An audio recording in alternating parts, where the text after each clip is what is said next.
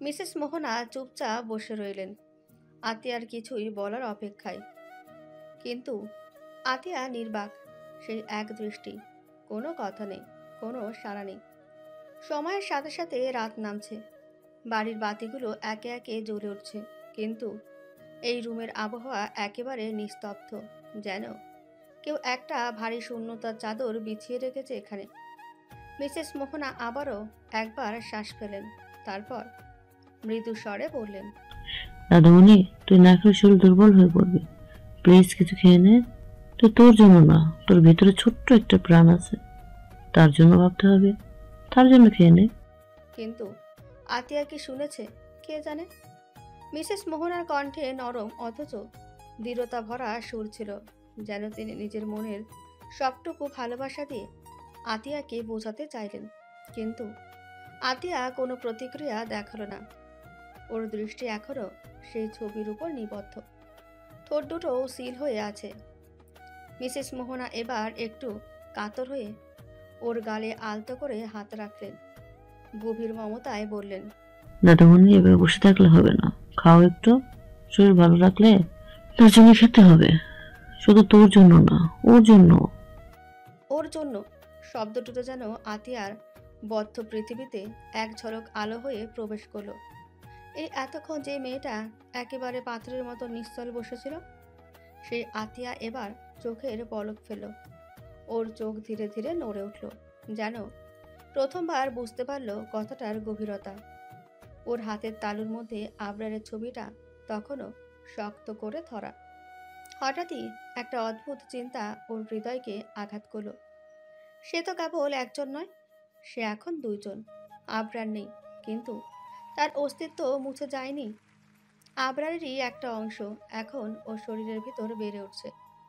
এই ছোট্ট প্রাণটা আবরারের রক্ত, তার ভালোবাসার চিহ্ন। তাহলে কেন সে নিজেকে কষ্ট দেবে? কেন আবরারের শেষ চিহ্নটাকেও কষ্ট পেতে দেবে? আতিয়া ধীরে ধীরে মুখ তুলে মিসেস মোহনার দিকে তাকালো। চোখের কোণে তখনও দুঃখের ছায়া, কিন্তু সেই ছায়ার গভীরে যেন এক নতুন উপলব্ধির আলো জ্বলে উঠছে। ওর ঠোঁট কাঁপল, কিছু একটা বলতে চাইল, কিন্তু গলায় আটকে গেল। মিসেস মোহনা ওর হাতটা শক্ত করে ধরলেন, যেন সাহস দিতে চাইলেন। দাদামণি, তুই জানিস তো, আমি তোর দাদি জান, আমি তোর মা ও বন্ধু। তুই আমার ছোট্ট মেয়ে। তুই ভেঙে পড়লে আমি কিভাবে তোর জন্য শক্ত হয়ে থাকবো? বড়, তুই তো শুধু নিজের জন্য না, আবরারের জন্য বাঁচবি। তার শেষ চিহ্নের জন্য বাঁচবি। এই যে তোর ভিতরে যে ছোট্ট প্রাণটা, সে কি চায় তার মাকে এভাবে একা করে দিয়ে বসে থাকুক? আতিয়া এবার শ্বাস পেল, একটা গভীর শ্বাস, যেন নিজের ভিতরের জড়তা দূর করতে চাইছে।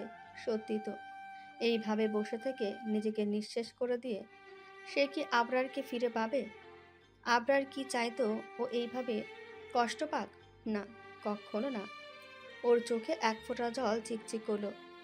এবার সত্যি মুখ খুলল ও, খুব আস্তে করে বলল।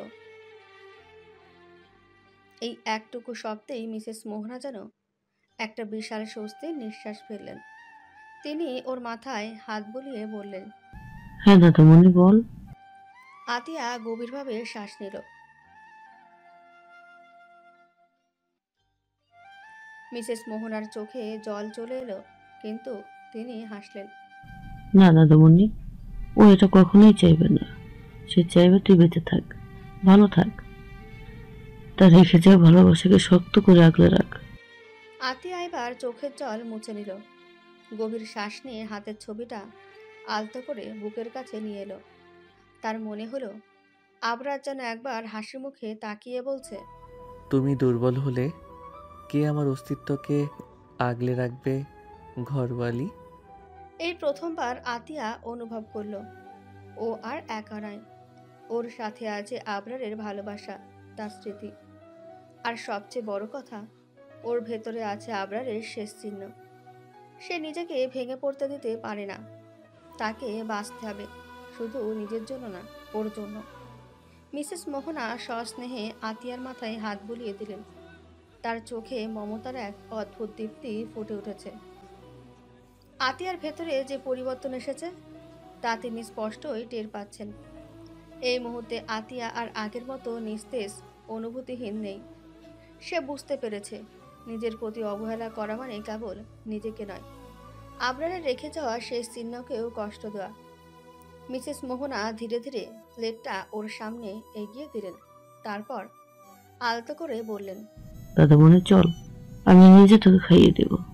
অনেক দিন তো হলো, এবার তোর দায়িত্ব আমাকেই নিতে দে। আতিয়া একটু চমকে তাকালো, তারপর হাসলো। সত্যি সে এই কদিনে নিজেকে কতটা অবহেলা করেছে। এখন মনে হচ্ছে একটু যত্ন নিলে তেমন ক্ষতি হবে না, বরং সে এখন শক্ত হতে চায়, শুধু নিজের জন্য নয়, তার সন্তানের জন্য। মিসেস মোহনা ধীরে ধীরে এক লকমা আতিয়ার মুখের সামনে এগিয়ে দিলেন। আতিয়া স্নেহ ভরা চোখে তাকিয়ে তা গ্রহণ করলো। প্রথম লকমা মুখে দেওয়ার পর যেন অনেকদিন পর প্রাণ ফিরে পেল ও। খাবারের স্বাদ যেন একটু বেশি ভালো লাগছে আজ। হয়তো এই খাবারের সাথে লুকিয়ে আছে মায়ের ভালোবাসা, শাশুড়ির মমতা আর এক নতুন শপথ। মিসেস মোহনা একের পর এক লকমা মুখে তুলে দিচ্ছিলেন, আর আতিয়া খুশি মনে খেয়ে নিচ্ছেন। দীর্ঘদিন পর সে মনে মনে শান্তি অনুভব করলো। তার হৃদয়ের গভীরে যে শূন্যতা ছিল তা যেন ধীরে ধীরে ভরে উঠছে। মাঝে মাঝে খেতে খেতে আতিয়া নিজের পেটে আলতো করে হাত রাখছিল। সেখানে স্পষ্টই টের পাচ্ছিল সে এক নতুন প্রাণের অস্তিত্ব, ওর সন্তানের অস্তিত্ব, আবরারের অংশ। তার মনের ভিতরে তখন হাজারো অনুভূতির বন্যা বয়ে যাচ্ছিল। একদিকে আবরারের অভাব, আরেকদিকে তার রেখে যাওয়া উপহার। আতিয়া চুপচাপ মনে মনে বলে উঠল, চিন্তা করবেন না মাফিয়া নির্জীব মানুষ, আমি এখন আর দুর্বল নই। আমি তোমার অংশকে কোনো কষ্ট দিব না। এখন থেকে ওর খেয়াল রাখবো। আমি এমন কোনো কাজ করব না যাতে তুমি আবার আমাকে ভুলে বোঝো। তারপর ওর চোখের সামনে ভেসে উঠল সেই দিনগুলোর কথা, সেই দিন বোঝাবুঝি, সেই কষ্ট, সেই ভুল বোঝাবুঝি, সেই ভুল বোঝাবুঝি, সেই কষ্ট, সেই ভুল সিদ্ধান্ত। যদি সবকিছু আরেকটু ভালোভাবে বুঝতে পারত তাহলে হয়তো এত দেরি হতো না। কিন্তু না, অতীতের ভুলে সে আর নতুন করে ভুল করবে না। এখন সে শুধু নিজের উপর নয়, তার সন্তানের ভবিষ্যতের উপরও দায়িত্বশীল। আতিয়া এবার গভীরভাবে শ্বাস নিল, নিজের ভেতরে এক দৃঢ় প্রতিজ্ঞা অনুভব করলো। তবুও সেই দেখা আমি ঠিক করব, কারণ চোখের দেখা সবকিছু সত্যি হয় না। আতিয়ার চোখে এবার আর অশ্রু নেই, বরং এক ধরনের শক্তি ফুটে উঠেছে।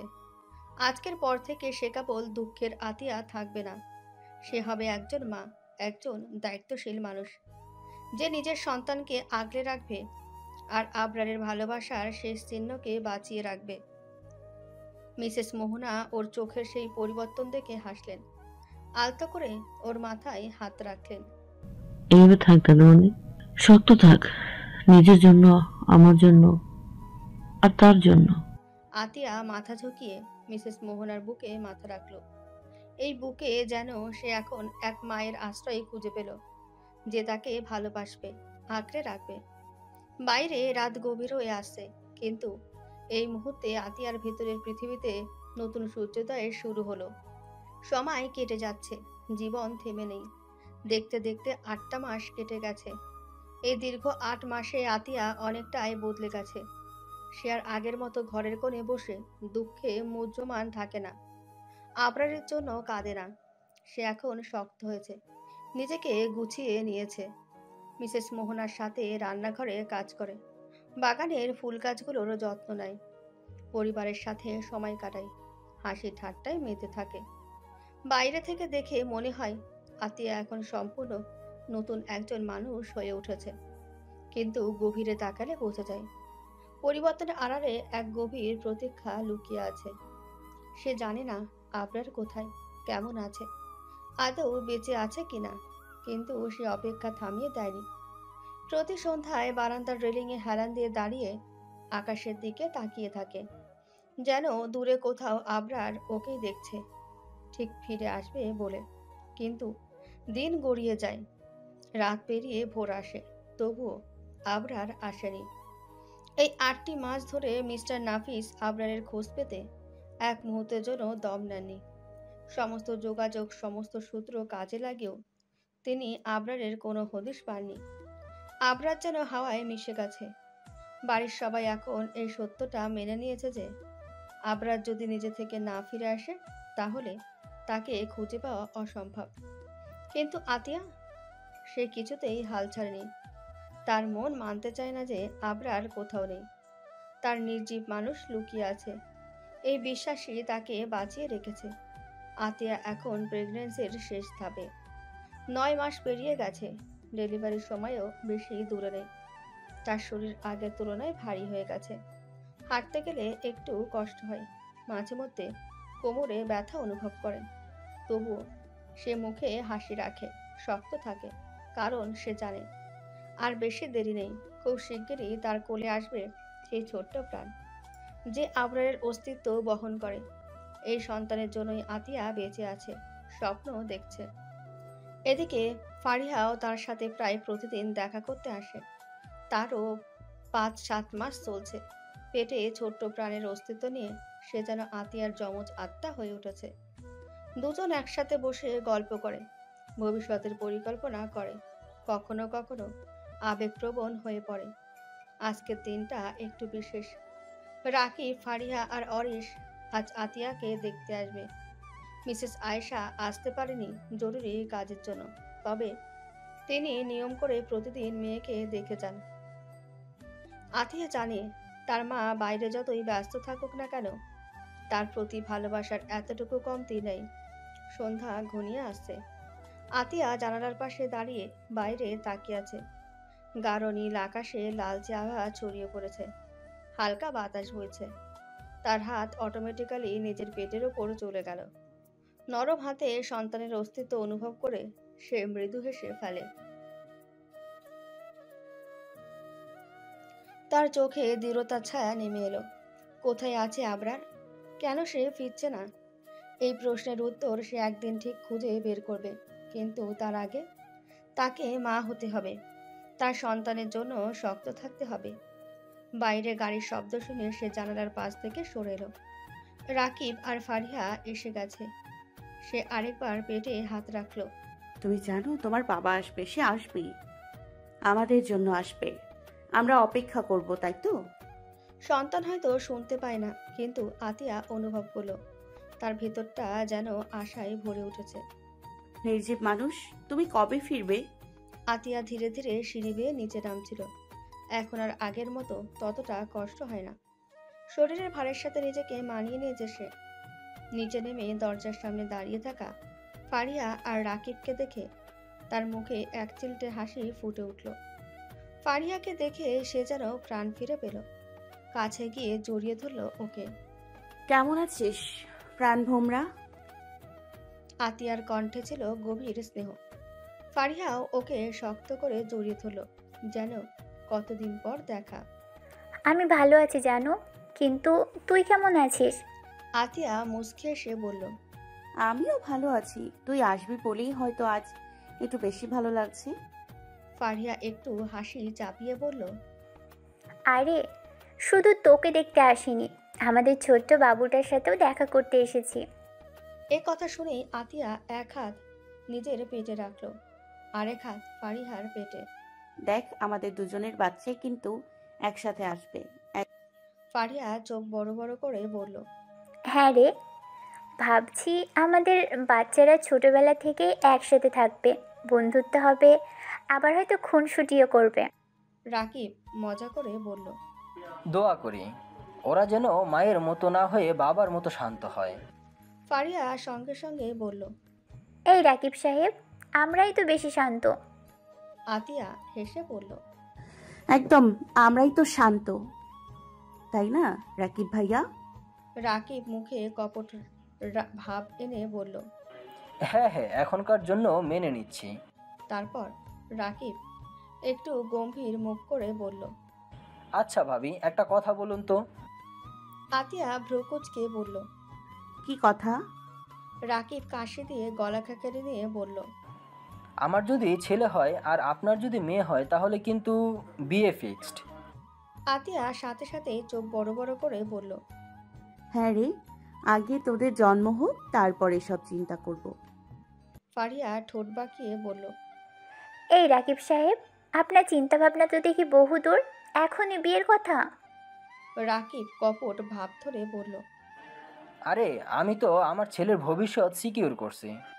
ফারিয়া হাত তুলে বলল, আমার ছেলে হলে কিন্তু আমার জানুর ছেলে হোক বা মেয়ে হোক, আমি আমার জানুর বাচ্চার জন্যই রেখে দিব। আতিয়া মুচকি এসে বলল, আহারে, এভাবে ভাগাভাগি করিস না। আগে তোদের দুষ্টু পিচ্চিরা জন্মাক, তারপর না হয় ভাবা যাবে। রাকিব হেসে বলল, ঠিক আছে, এই ব্যাপারে পরে আলোচনা করব, এখন আমরা একটু খেয়ে নেই। চলো চলো। রাকিব, ফারিয়া, আতিয়া সোফায় গিয়ে বসলো। এর মধ্যে মিসেস মোহনা খাবার দিয়ে আবার চলে গেল। রাকিব একটা আপেলে কামড় বসিয়ে বলল, দেখেন ভাবি, আপনার মেয়ে আগে হবে আর আমার ছেলে আপনার মেয়ের 2 মাস পরে হবে। তো সেই হিসাবে আপনার মেয়ে আমার ছেলের থেকে বড়, তাতে সমস্যা নেই। আমি সিনিয়র বৌমা আনবো। রাকিবের কথা শুনে আতিয়া হাসতে হাসতে বলল। সিনিয়র বৌমা লাগবে ভাইয়া আপনার? রাকিব সিরিয়াস হয়ে বলল, অবশ্যই লাগবে। আমি সিনিয়র বৌমা আমার ছেলের জন্য ফিক্সড করলাম। তাদের এই হাসি ঠাট্টার মাঝেই দরজার কাছে এক পরিচিত কণ্ঠ শোনা গেল। এত মজার মজার কথা হচ্ছে আর আমাকে ডাকা হলো না। সবার দৃষ্টি চলে গেল দরজার দিকে। অরিশ অরিশ দরজায় ভর দিয়ে দাঁড়িয়ে আছে। চোখে মুখে চিরাচরিত দুষ্টুমি ঝলমল করছে। আতিয়াকে দেখেই ফ্রু নাচিয়ে বলল, ভাবি, এই দেখুন আমি আসছি। আমার জন্য কোনো সাদর অভ্যর্থনা নেই। আতিয়া হাত গুটিয়ে বলল, তুমি কি রাজার ছেলে নাকি তোমার জন্য সদর অভ্যর্থনা দিতে হবে? অরিশ নাক সিটকে বলল, আমি তো ভাবছিলাম ভাবি এখন আমাকে দেখে আবেগে কেঁদে ফেলবে। ফারিয়া মুখ চেপে হাসছিল আর রাকিব মাথা নাড়িয়ে বলল, তুই কোথাও গেলে শান্তি থাকে নাকি? অরিশ গম্ভীর মুখে বলল, এই যে রাকিব ভাইয়া, আপনি সবসময় আমার বিরুদ্ধে থাকেন কেন? আতিয়া কপট রাগ দেখিয়ে বলল, আমার মনে হয় তোমার বিরুদ্ধে থাকা উচিত। তুমি তো আগের মতো আমাকে বিরক্ত করো না। অরিশ চোখ বড় বড় করে বলল, ও মাই গড, ভাবি আপনি নিজে স্বীকার করছেন যে আমি বিরক্ত করতাম। আতিয়া হেসে ফেলল। আরে এখন আর বিরক্ত করো না তো। তুমি না হলে তোমাকে কে বকা দেবে? অরিশ কোমরে হাত দিয়ে বলল, ভাবি আপনার পেট তো এখন অনেক বড় হয়ে গেছে। এখন আপনি আমাকে তাড়া করতে পারবেন না, তাই আমি ভয় পাই না। ফারিয়া সঙ্গে সঙ্গে যোগ দিল, হ্যাঁ, আর আমার জানুর এখন স্পেশাল পাওয়ার আছে। এখন আমার জানু একটা থাপ্পড় দিলে সেইটা দুজনের কাছ থেকেই গুনতে হবে। অরিশ মুখে হাত চেপে বলল, ওহ ভাবি, আমি তাহলে এখন আপনার স্পেশাল গার্ডের কাছে ক্ষমা চাইছি। বাইরে সন্ধ্যার আলো কমে এসেছে, কিন্তু ঘরের ভেতর আলো জ্বলজ্বল করছে। আতিয়া পেটে হাত রেখে মৃদু হাসল। আমি জানি তুমি আসবে নির্জীব মানুষ। আমাদের জন্য, আমাদের সন্তানের জন্য আমরা সবাই তোমার অপেক্ষায় আছি। আজকে রাতটা আরেকটি অপেক্ষার রাত, কিন্তু এই অপেক্ষার প্রহরগুলো এতটা কঠিন আর লাগছে না, কারণ তার পাশে আছে ভালোবাসার মানুষগুলো। আর সবচেয়ে বড় কথা, সে এখন আর একা নয়। তার ছোট্ট প্রাণ আর কাছের মানুষগুলোই তাকে এগিয়ে নিয়ে যাচ্ছে নতুন জীবনের পথে। আবরার চেয়ারে বসেছিল। চোখের সামনে নীলচে পর্দা দুলছিল হাওয়ার ঝাপটায়। জানালার বাইরে সূর্য অস্ত যাচ্ছে। লালচে আভায় চারপাশ রঙিন হয়ে উঠেছে, কিন্তু আবরারের জন্য এসব দৃশ্যের কোনো মূল্য নেই। সে অনেক আগে ভালোবাসার রং হারিয়েছে। বিশ্বাসের আলো নিভে গেছে তার কাছে। হাতের আঙুলগুলো একটার পর একটা ভাঁজ করতে করতে সে বলল, আরিফ, আরিফ। আরিফ দ্রুত সামনে এসে দাঁড়ালো। জি ভাই।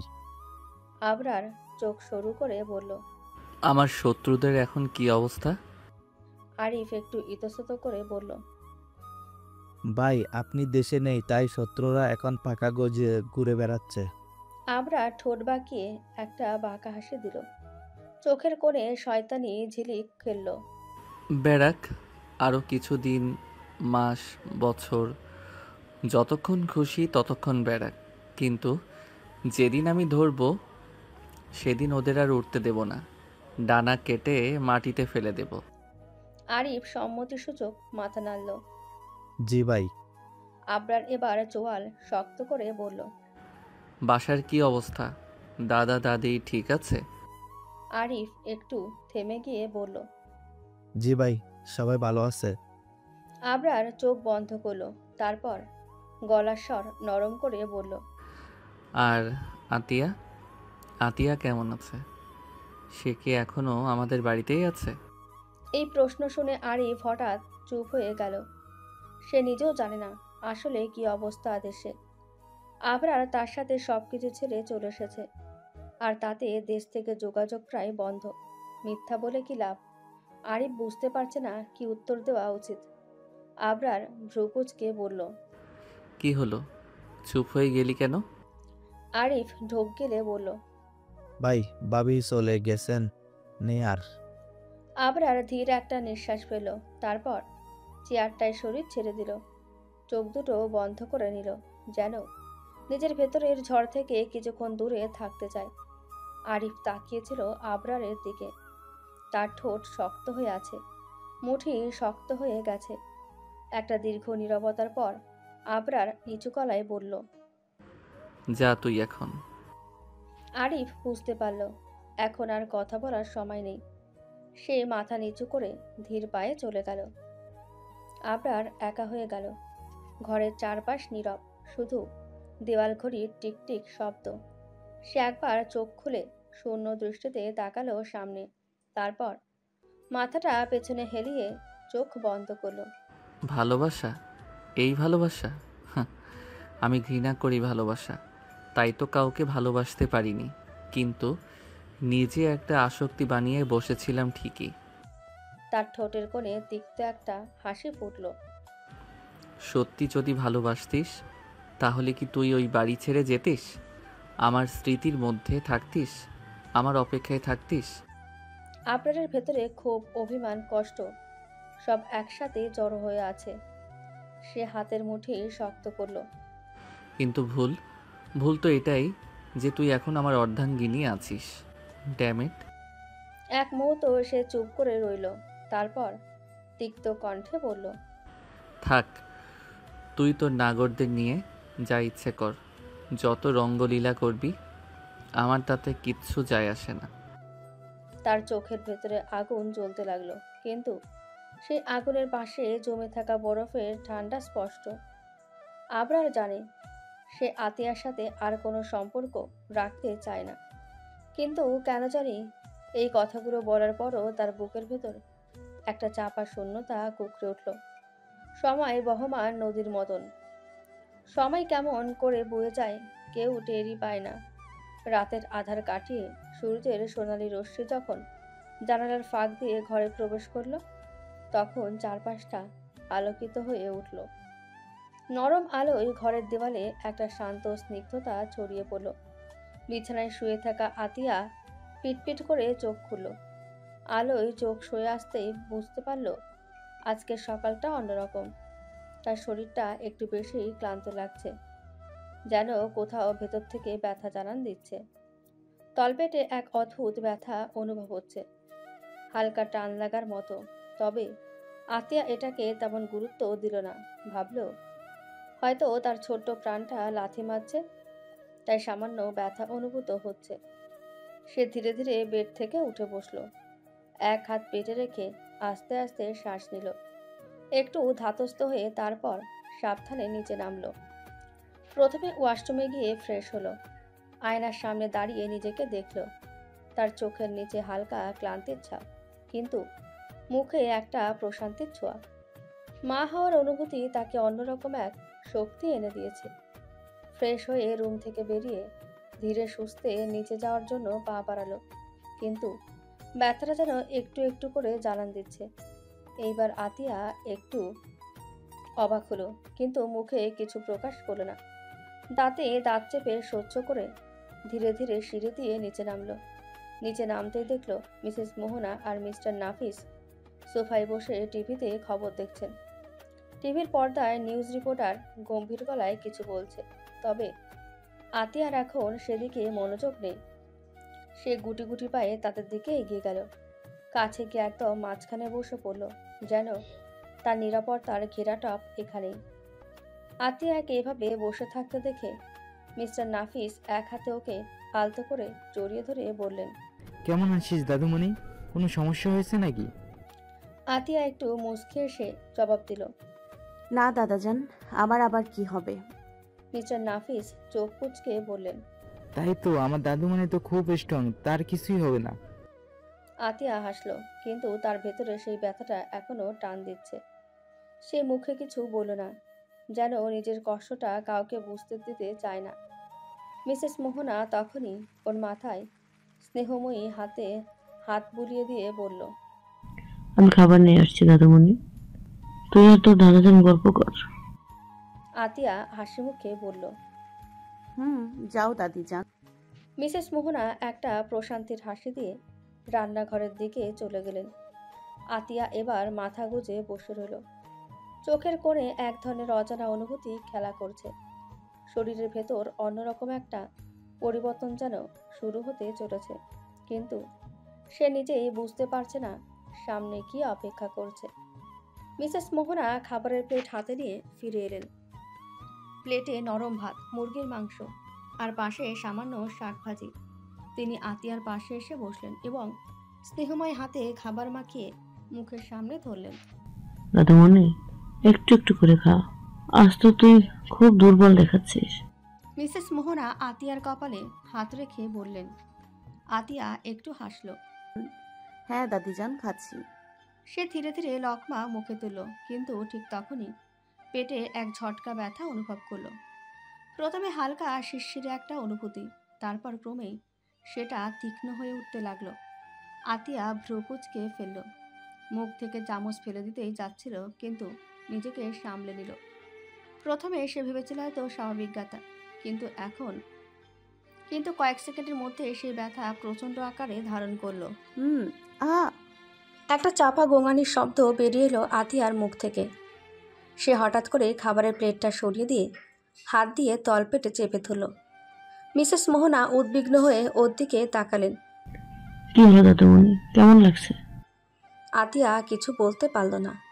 ব্যথাটা এতটাই তীব্র হয়ে উঠেছিল যে তার মনে হলো কেউ যেন একসঙ্গে হাজারটা ছুটি দিয়ে ওর তলপেট কেটে ফেলছে। শ্বাস নিতে কষ্ট হচ্ছে, ঘামে ভিজে উঠেছে কপাল। দাদিজান, খুব ব্যথা হচ্ছে। আতিয়া অস্পষ্ট স্বরে বলল। গলা ধরে আসছিল তার। সে হাত দিয়ে সোফার হাতল চেপে ধরল, যেন ব্যথার সাথে লড়াই হচ্ছে।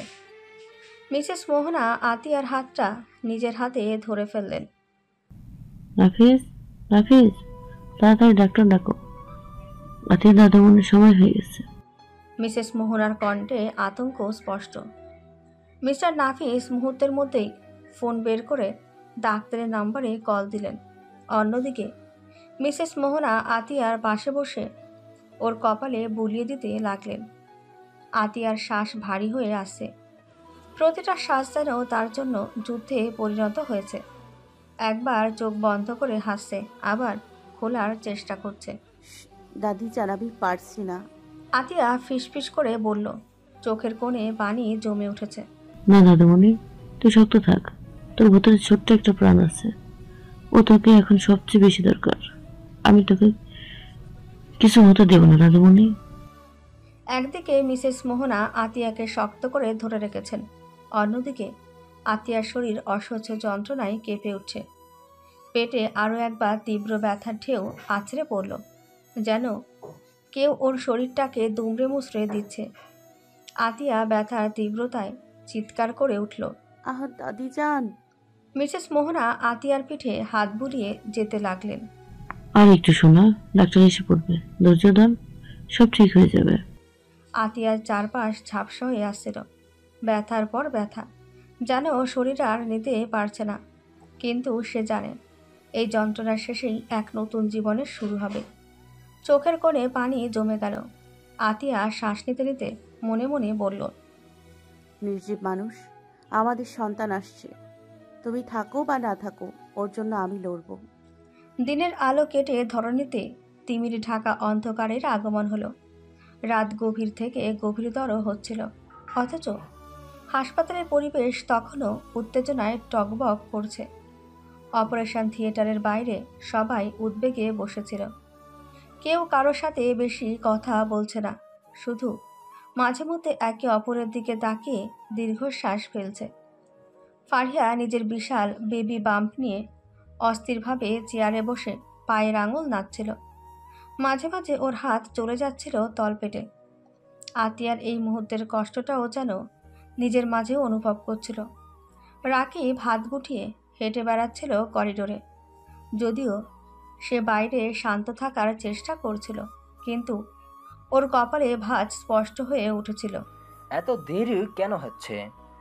ওর কণ্ঠে উৎকণ্ঠার ঝাঁজ। মিসেস মোহনা সৃষ্টিকর্তার কাছে প্রার্থনায় লিপ্ত ছিলেন। চুপচাপ বসে আছেন, কিন্তু বারবার আতিয়ার নাম মুখে আসছে। ওর হাতের আঙুলগুলো ভাঁজ করা, ঠোঁট নড়ছে, মনে মনে দোয়া পড়ছেন। অরিশ কিছুক্ষণ পর পর দরজার সামনে গিয়ে উকি মারছে, যেন একবারের জন্য ডাক্তারদের মুখ থেকে আসার কোনো কথা শুনতে পায়। ওর মুখে তেমন কোনো শব্দ নেই, কিন্তু চোখের ভাষায় বলে দিচ্ছে ও কতটা উদ্বিগ্ন।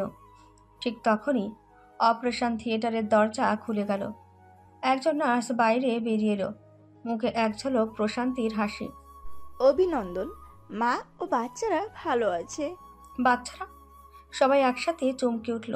নার্স হেসে বলল, হ্যাঁ, যমজ সন্তান হয়েছে, এক ছেলে এক মেয়ে।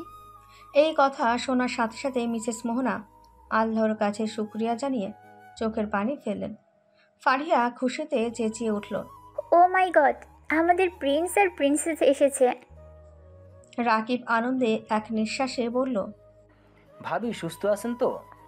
নার্স মাথা নাড়িয়ে বলল, হ্যাঁ, মাও সুস্থ আছেন, যদিও অস্ত্রোপচারের কারণে একটু দুর্বল, তবে ভয় পাওয়ার কিছু নেই। অরিশ তখনই কাঁধ ঝাঁকিয়ে বলল, আহ, তাহলে তো এখন পার্টি দিতে হবে। চাচ্চু হয়ে গেছি আমি। ফারিয়া সঙ্গে সঙ্গে বলল, পার্টি হবে ঠিকই, কিন্তু তোমার ভাবির কাছে আগে যেতে দাও। এরপর কিছুক্ষণ অপেক্ষার পর আতিয়াকে একটি বেডে শুইয়ে ধীরে ধীরে ওটি থেকে বের করে আনা হলো। সে তখনও ক্লান্ত, চোখ আধখোলা, কিন্তু ঠোঁটের কোণে প্রশান্তির এক চিলটে হাসি। মিসেস মোহনা আতিয়ার পাশে বসে ওর মাথায় হাত বুলিয়ে বললেন, দাদুমণি দেখ, তোর পৃথিবী এসে গেছে। নার্সের হাতের মধ্যে দুটো ছোট্ট কাপড় মোড়ানো পুচকুদের দেখে আতিয়া চোখের জল সামলাতে পারল না। তার বুকের ভেতরটা কেঁপে উঠল। সে ফিসফিস করে বলল, আমার আমার বাচ্চারা। রাকিব একটু এগিয়ে গিয়ে বলল, ভাবি, যদি তোমার মেয়ে হয় আর আমার ছেলে হয় তাহলে তো ওদের বিয়ে একদম ফিক্সড। অরিশ সঙ্গে সঙ্গে হেসে বলল, আরে না না, আগে ঠিক করো চাচ্চু হও নাকি শ্বশুর হতে চাও। সবাই হেসে উঠল। এরপর নার্স দুটো ছোট্ট জীবনকে মায়ের কোলে তুলে দিল। আতিয়া দুই হাতে ওদের আঁকড়ে ধরল, বুকের কাছে টেনে নিল। নির্জীব মানুষ, আমাদের সন্তানরা এসেছে। তার চোখের জল গড়িয়ে পড়ল, কিন্তু সেটা ছিল সুখের অশ্রু, নতুন জীবনের, নতুন ভালোবাসার, নতুন শুরুর অশ্রু। হাসপাতালের ঘরটা শান্ত, তবে চারপাশের পরিবেশ যেন নতুন জীবনের উষ্ণতায় ভরে উঠেছে। আতিয়া ক্লান্ত, কিন্তু তার মুখে প্রশান্তির হাসি। পাশে শুয়ে আছে তার দুই ছোট্ট পরী, একজন ছেলেবাবু, আরেকজন ছোট্ট পরী। দুজনেই মায়ের উষ্ণতা পেয়ে নিশ্চিন্তে ঘুমাচ্ছে। ঠিক তখনই ফারিহা এক দৌড়ে রুমে ঢুকল। ওই, আমার জানো কই? আমার দুই ভাগ্নে ভাগ্নি কই? অরিশ ফারিহার পেছন পেছন ঢুকে বলল, এত চিৎকার করো কেন? বাচ্চারা ঘুমিয়ে আছে। রাকিব একটু হেসে বলল, আমার দুই ভাইপো, ভাইজির চেহারা দেখি আগে। অরিশ ভ্রুকুচকে বলল, একটু আগে না এসে দেখে গেছিলে? ওই দেখায় কি মন ভরে? রাকিবের কথার সাথে সুর মিলিয়ে ফারিহা বলল, ঠিক ঠিক, এটুকুই দেখায়, কিছু হয় না। অরিশ এইবার 2 হাত উঁচু করে বলল, মাপ চাই লাভ কাপল, আমার ভুল হয়ে গেছে। অরিশের এমন কথা শুনে রাকিব ও ফারিয়া হেসে দিল। সবাই আতিয়ার বেডের পাশে এসে দাঁড়ালো। ছোট্ট ছেলে শিশুটি মায়ের হাত শক্ত করে ধরে আছে, যেন কখনো ছেড়ে দেবে না। মেয়েটি একটু নড়েচড়ে মুখের ভেতর ছোট্ট হাত ঢুকিয়ে দিয়েছে, যেন স্বপ্নের মধ্যে হাসছে। দাদুমণি, নাম ঠিক করছিস? মিসেস মোহনা কপালে চুমু দিয়ে বললেন। আতিয়া একবার ছোট্ট প্রাণ দুটির দিকে তাকিয়ে মৃদু হেসে বলল, আমার ছেলের নাম হবে আরিয়ান আর মেয়ের নাম আনিশা। ফারিয়া উচ্ছ্বসিত হয়ে বলল। ও, কি সুন্দর নাম। অরিশ একটু দুষ্টু হাসি দিয়ে বলল, ভাবি, ওদের ডাক নাম রাখবে না? আতিয়া একটু ভেবে বলল, ছেলেটার ডাক নাম হবে আরু আর মেয়েটার আনি। রাকিব হেসে উঠে বলল, আচ্ছা ভাবি, যদি আমার ছেলে হয় আর তোমার মেয়ে হয় তাহলে কিন্তু বিয়ে ফিক্সড। এই কথা আর কয়বার বলবেন ভাইয়া? 100 বার না বললে ভাবির মনে থাকবে না, তাই বলছি যে ভাবির মেয়ে আমার বৌমা।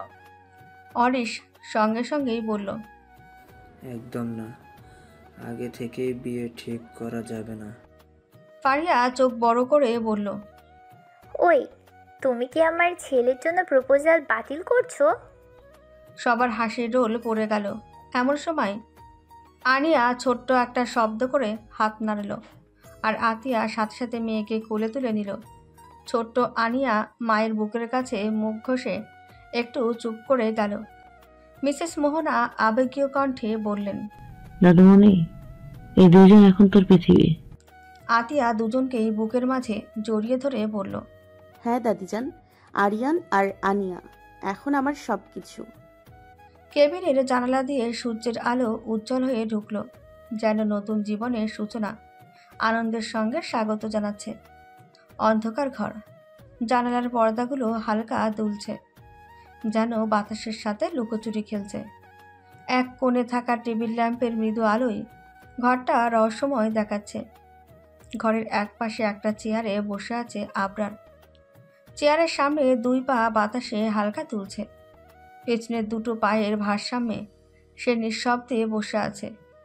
মুখটা শান্ত, কিন্তু তার চারপাশে যেন এক ভয়ানক ঝড় বইছে। আরিফ একপাশে চুপচাপ দাঁড়িয়ে আছে। তার মুখের অভিব্যক্তি বোঝার উপায় নেই, কিন্তু ভেতরে সে স্পষ্টতই অবাক। আবরারের এই সিদ্ধান্ত আকস্মিক। এতদিন ধরে নিজেকে আড়ালে রেখেছিল, অথচ এখন নিজেই ফিরতে চাইছে বাংলাদেশে। আবরার চোখ বন্ধ করে রেখেই নিচু গলায় বলল, আরিফ, বাংলাদেশে ব্যাক করতে হবে। আরিফ কপাল কুঁচকে বলল, বাই। আবরার চোখ না খুলে গলায় একটা রহস্যময় হাসি টেনে বলল, আমার শত্রুরা আমাকে ডাকছে, আর কত লুকিয়ে থাকবো। এবার ওদের একটু খাতির যত্ন করা দরকার, তাই না? তার ঠোঁটের কোণে এক চিলটে বাঁকা হাসি খেলে গেল, ঠান্ডা কিন্তু ভয়ঙ্কর। আরিফ মাথা নিচু করে বলল, জি ভাই, আমি প্লেনে টিকিট বুক করেছি। আবরার আস্তে আস্তে মাথা হেলিয়ে দিল। যা। আরিফ দ্রুত রুম থেকে বের হয়ে গেল।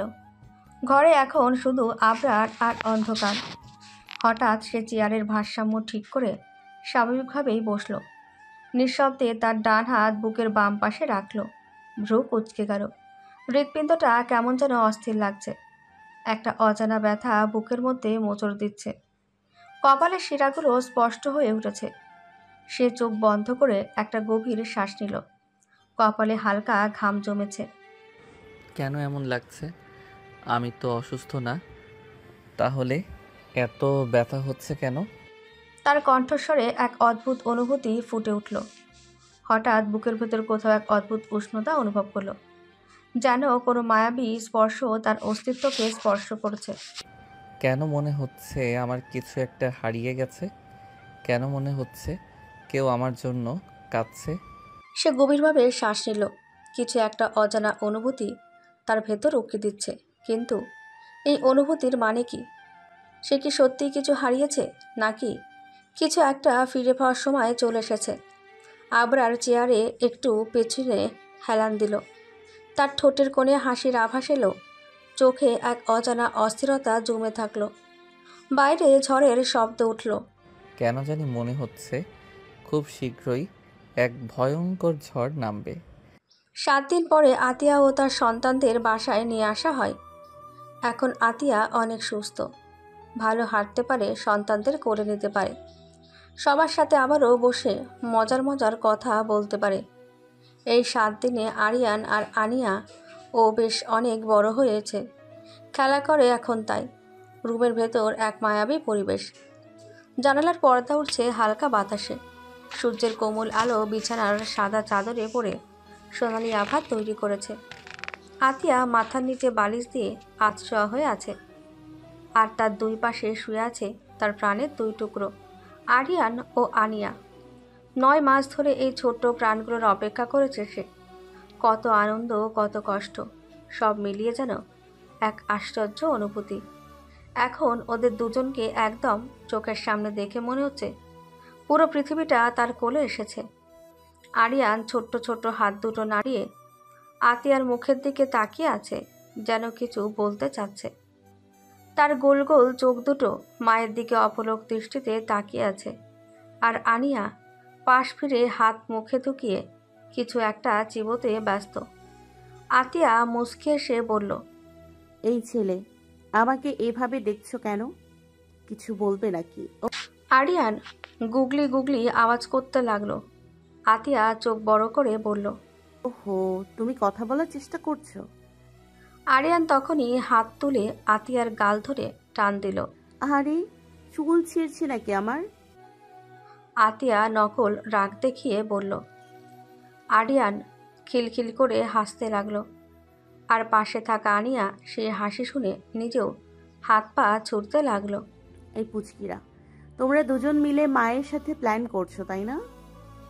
আতিয়া এক হাতে আরিয়ানকে কোলে তুলে নিল, আর অন্য হাতে আনিয়াকে কাছে টেনে নিল। আনিয়া তখনই ছোট্ট ছোট্ট হাত দিয়ে আতিয়ার চুল খামচে ধরল। আরে, আরিয়ান তো আমার চুল ধরে টান দিল, আর আনিয়া তো আমার চুল ছাড়বেই না। 2 ভাই বোন মিলে মার চুল টান দিতে আসছে। আতিয়া নকল অভিমান দেখালো। আনিয়া তখনই মুখে বলপেনের মতো শব্দ করে হাসতে লাগলো। আর আরিয়ান তো গায়ে উঠে যেতে চাইছে। আতিয়া আদুরে গলায় বলল, আচ্ছা, আজকে দেখি কে বেশি আদুরে, আরিয়ান নাকি আনিয়া? এই কথা বলতেই আরিয়ান মায়ের গলা জড়িয়ে ধরল। আনিয়াও তখনই মুখ দিয়ে বাবল তৈরি করে আতিয়ার গালে ছোট্ট একটা চুমু খেল। আতিয়া অবাক হয়ে বলল, ওহো, আনিয়া তো দেখি বড়ই চালাক, এখনই আমাকে গিফট দিতে শিখে গেছে। আরিয়ান তখন এক হাত দিয়ে আনিয়ার মুখের কাছে নিয়ে গেল, যেন ওর সাথে খেলতে চায়। আতিয়া হাসতে হাসতে বলল, এই রে, মাকে ভুলে ভাই বোন এখন নিজেদের খেয়াল আর নিজেদের। তারপর সে ওদের দুজনকে শক্ত করে জড়িয়ে ধরে কপালে চুমু খেয়ে বলল, তোমরা আমার পৃথিবী, তোমরা শুধু এমন হাসি আনন্দে থাকো, এটাই চাই। রুমে হাসির শব্দ গুঞ্জন তুলল। মা আর তার 2 খুদে প্রাণের মাঝে মায়ার বাঁধন আরও একটু গাঢ় হলো। রাত গভীর হয়ে এসেছে। জানালার বাইরে নরম চাঁদের আলো পড়েছে ঘরের একপাশে। হালকা বাতাসে পর্দা দুলছে আস্তে আস্তে। ঘরের পরিবেশ শান্ত, কিন্তু আতিয়ার বুকের ভেতর এক অদৃশ্য ঝড় বইছে। সে ধীরে ধীরে শুয়ে থাকা 2 ছোট্ট প্রাণের মাথায় হাত বুলিয়ে দিচ্ছে। আনিয়া আর আরিয়ান গভীর ঘুমে তলিয়ে গেছে, তাদের মুখে প্রশান্তির ছোঁয়া। আনিয়ার ছোট্ট আঙুল মায়ের পোশাক আঁকড়ে ধরে আছে, যেন সে নিশ্চিত হতে চায় যে তার মা কাছেই আছে। আরিয়ান একটু নড়ে চড়ে মায়ের বুকের কাছে এসে মুখ গুজে শ্বাস নিচ্ছে, একদম নির্ভরতার সাথে। আতিয়া গভীর শ্বাস নিল। চোখের কোণে 1 ফোঁটা জল চিকচিক করে উঠল। হাত বুলিয়ে দিতে দিতে ফিসফিস করে বলল, নির্জীব মানুষ, আপনি কি এখনো শোনেননি? আপনার রক্ত, আপনার অস্তিত্ব এই দুনিয়ায় চলে এসেছে। এই ছোট্ট দুই প্রাণ শুধু আমার নয়, এরা আপনারও। তার গলা বুঝে এলো। চাঁদের আলোয় দুটো নিষ্পাপ মুখের দিকে তাকিয়ে বলল, আপনি তো ভালোবাসেন না কাউকে, তাই না? তাই হয়তো আমার ভালোবাসা আপনাকে ফিরিয়ে আনতে পারেনি। কিন্তু এই দুটো নিষ্পাপ অস্তিত্ব, এরা তো আপনাকে কোনো শর্ত ছাড়াই ভালোবাসবে। আপনি কি এদের জন্যও ফিরবেন না? আতিয়া আনিয়ার ছোট্ট হাতটা নিজের হাতে নিল। তার চোখ দুটো জ্বলজ্বল করছে। এই বাচ্চাগুলো কিছুই বোঝে না, কিন্তু তারা জানে তাদের বাবার স্পর্শ কেমন। জানেন আরিয়ান যখন ঘুমায় তখন মাঝে মাঝে হঠাৎ কেঁপে ওঠে, যেন সে কিছু খুঁজছে। আনিয়া তো মাঝরাতে কান্না শুরু করে দেয়, যেন কেউ তাকে আদর করছে না। তারপর ধীরে ধীরে আরিয়ানের গাল স্পর্শ করে বলল, আপনার সন্তান তো আপনার পথ চেয়ে বসে আছে। এইবার না হয় আসুন। আর কত দূরে থাকবেন নির্জীব মানুষ? একটু থেমে আতিয়া আকাশের দিকে তাকালো, যেন তার কথাগুলো কারোর উদ্দেশ্যে পৌঁছে দিতে চাইছে।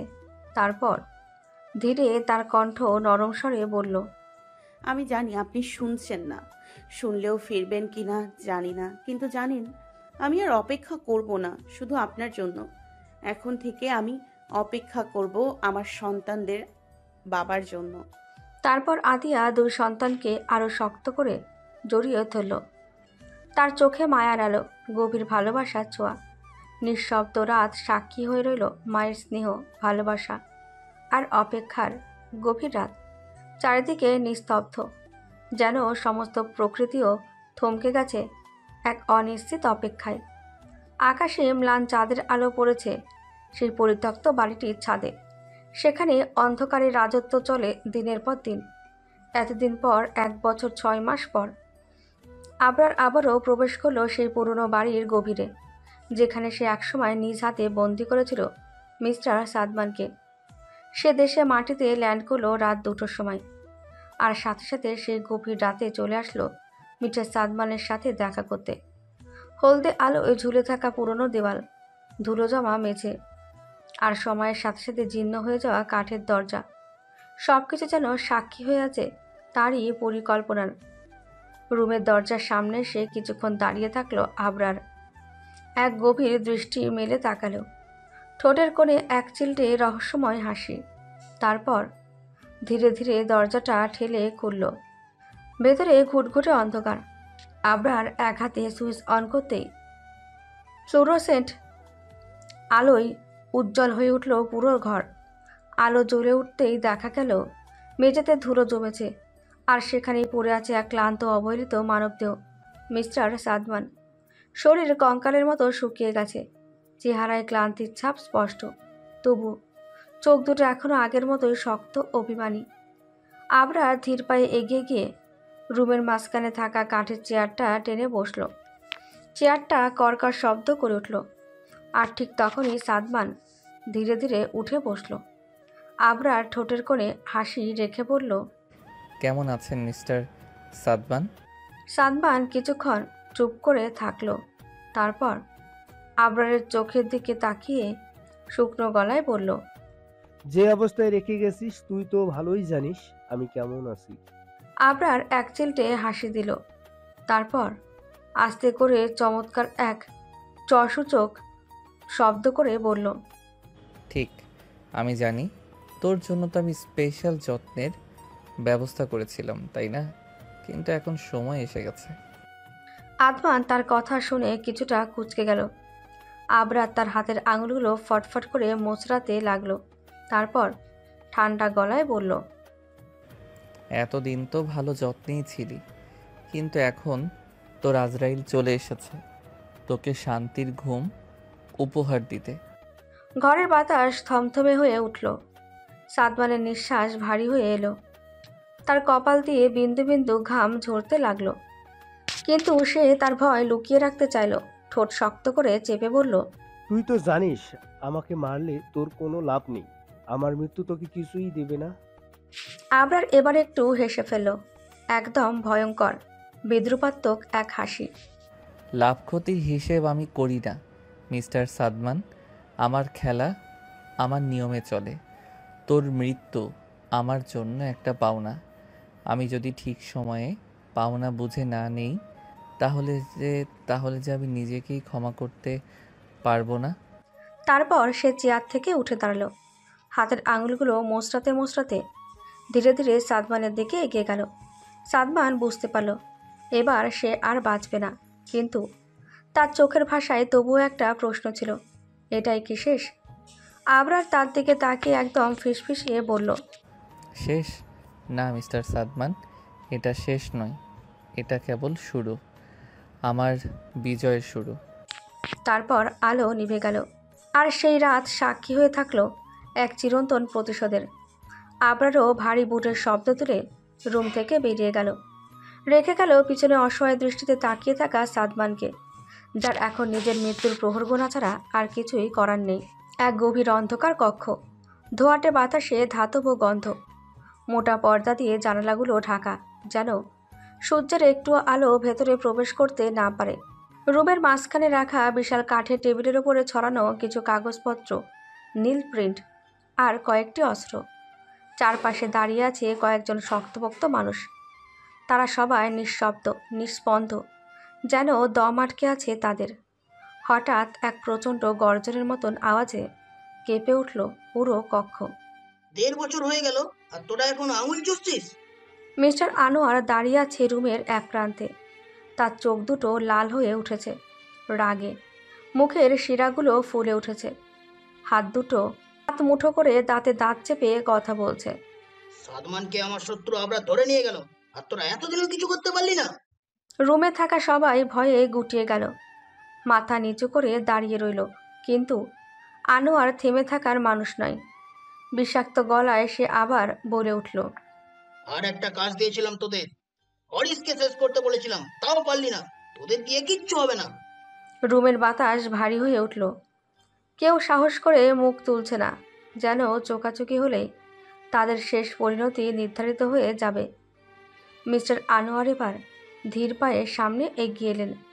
রাগে ফুঁসতে থাকা আগ্নেয়গিরির মতন তার ভেতরের তাপ যেন চারপাশে ছড়িয়ে পড়েছে।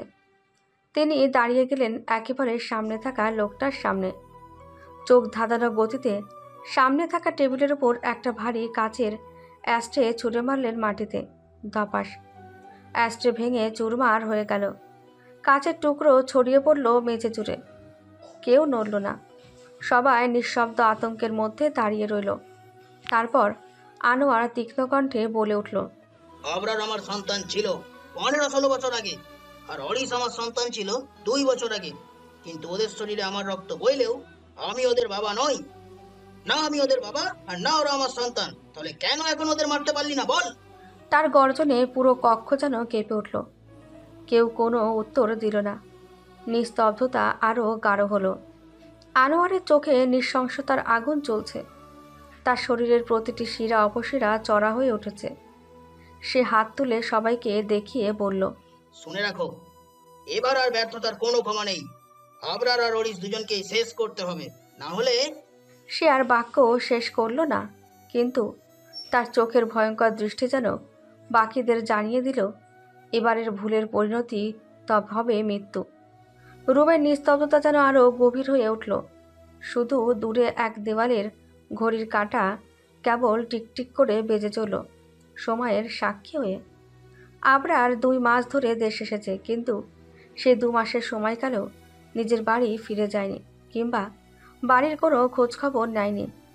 যেন তার পৃথিবী থেকে বাড়ি, পরিবার সব কিছু মুছে গেছে। প্রতিটি মুহূর্তে সে কিছু না কিছু কাজে ব্যস্ত, যেন তার অভ্যন্তরীণ যন্ত্রণার সাথে তিনি নিজেকে আরও দূরে সরিয়ে রাখছেন। একদিন আবরা তার ফাইলগুলো দেখে যাচ্ছিল। এক একটি ফাইল ঘুরিয়ে ঘুরিয়ে যেন তাদের মাঝে কিছু গোপন রহস্য লুকিয়ে আছে, যা তাকে জানতে হবে। মনের অগোচরে অনেক কিছুই তার মধ্যে জমা হতে থাকে। হঠাৎ আবরার একপাশে বসে থাকা আরিফকে ডাকল। আরিফ, আমার মায়ের অ্যাক্সিডেন্ট নিয়ে কি জানতে পারলি? আরিফ একটু ঝুঁকে আবরারের দিকে তাকালো। তার চোখের দৃষ্টিতে কিছুটা ভয় ও দ্বিধা ছিল। সে শুধু একটু থেমে গিয়ে গভীর শ্বাস নিয়ে বলল, ভাই, আমি যেটা জানি সেটা হয়তো পুরোপুরি সঠিক নয়, তবে আবরার ফাইলের ওপরে চোখ রেখে চোখে কিছুটা সন্দেহ নিয়ে বলল। কি জানিস তুই? আরিফ একবার হালকা ঢোক গিলে তার বাকি কথা বলতে শুরু করলো। ভাই, আমার মনে হচ্ছে মিস্টার আনোয়ারের হাত রয়েছে আপনার মায়ের অ্যাক্সিডেন্টের পিছনে। শুনেছি মিস্টার আনোয়ার একটা মেয়ের সাথে ফিজিক্যালি টাইম ছিল, আর তার রুমের ভিতরে কিছু অস্বাভাবিক জিনিস, পিস্তল, মাদক ইত্যাদি পাওয়া গিয়েছিল। আপনার মা ওইসব বিষয়ে জানতো এবং পুলিশকে প্রমাণ দিতে চেয়েছিল। এক রাতে যখন সে গাড়ি নিয়ে বের হচ্ছিল, মিস্টার আনোয়ার তাও জানতো।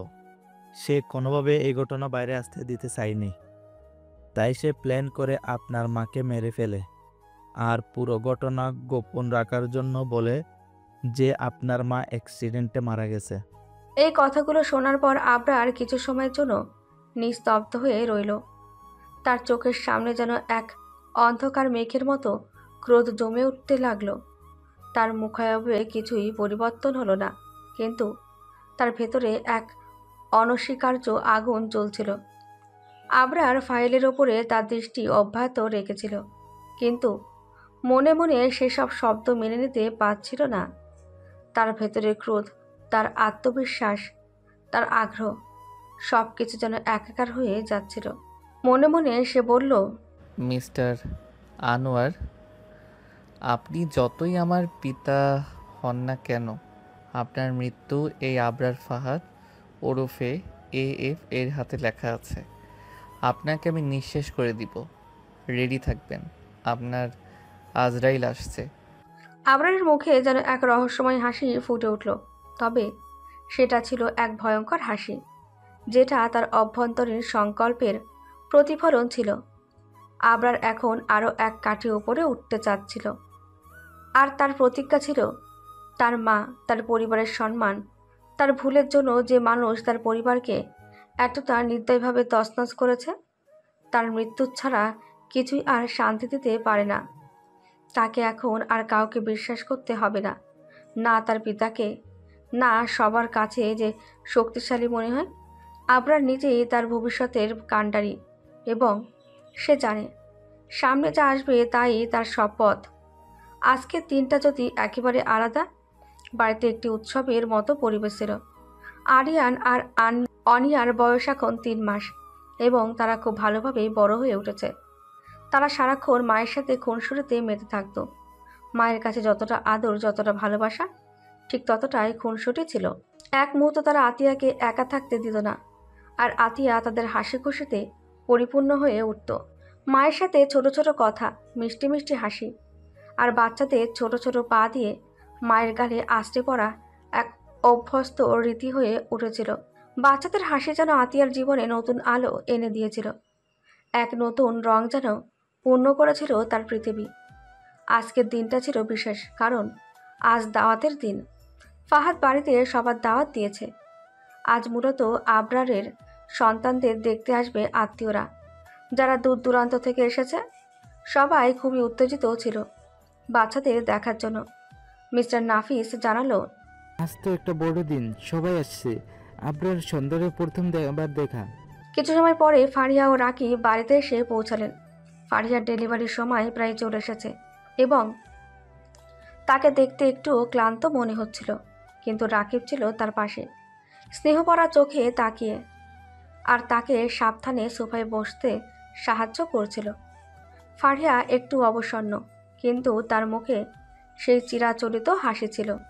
তিনি বললেন, রাকিব, তুমি সবসময় আমার পাশে আছো, আর এটা যেন একটা আশীর্বাদ হয়ে গেছে। অথচ আতিয়া তখন নিচে সোফায় বসেছিল। তার পাশে ছিল আরিয়ান আর অনিয়া। তারা মায়ের গায়ে ঠোঁট দিয়ে আছড়ে পড়ছিল, তার মায়ের মুখে হাসি এনে দিচ্ছিল। এত ছোট ছোট প্রিয় মুহূর্তগুলো সত্যি অনেক মূল্যবান ছিল। আতিয়া হাসতে হাসতে তাদের আদর করছিল। মা তোমাদের ভালোবাসায় আবদ্ধ, মা কখনো একা থাকবে না। এদিকে মিসেস মোহনা এবং মিস্টার নাফিস বাড়ির কাজ নিয়ে খুব ব্যস্ত ছিলেন। মেহমান আসছিল, আর তাদের খুবই গুরুত্ব ছিল যে অতিথিদের ঠিকমতো সেবা করা হবে। বাড়িতে প্রচুর প্রস্তুতি হচ্ছিল। আর আতিয়া, ফারিহা, রাকিব সবাই একে অপরের সাথে গল্প করছিল। হাসাহাসি খুনসুটি চলছিল।